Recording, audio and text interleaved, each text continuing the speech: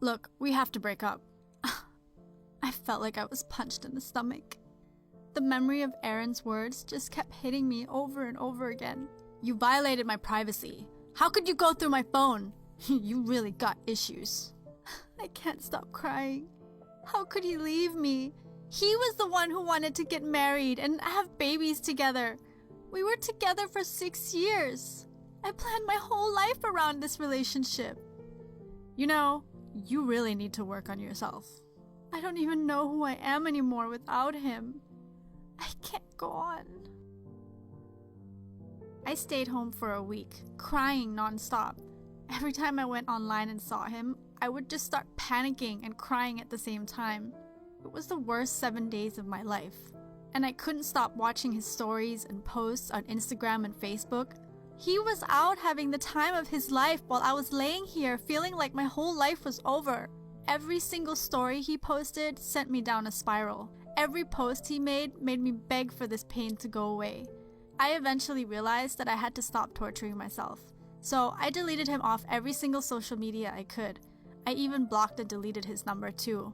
I had to cut him off. It was the only way I would even begin to move on. But I also just couldn't stand it anymore. A few days later, I wasn't sad anymore. Instead, I was angry.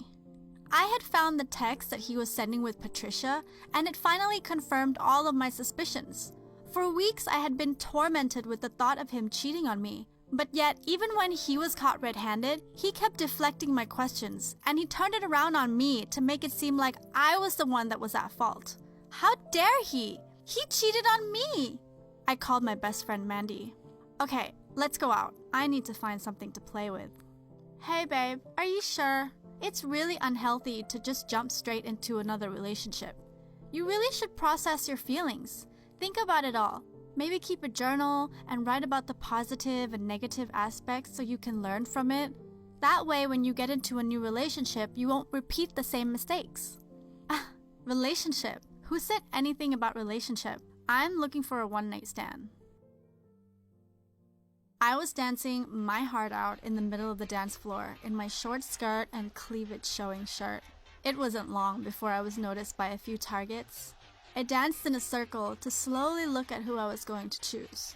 Suddenly, I locked eyes with the dreamiest man I had ever seen. Oh, he was so fine.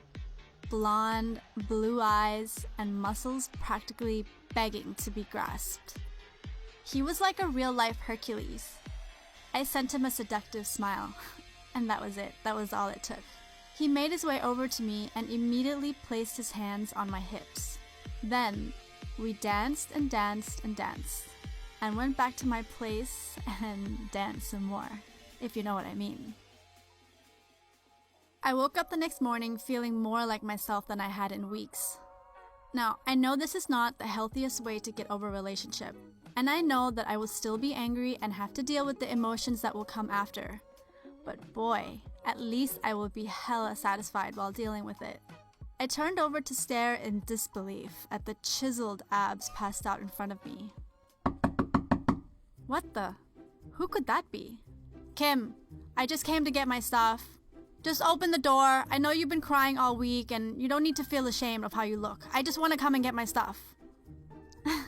This could not have been a more perfect timing. I laid back down and nudged my dreamy Hercules.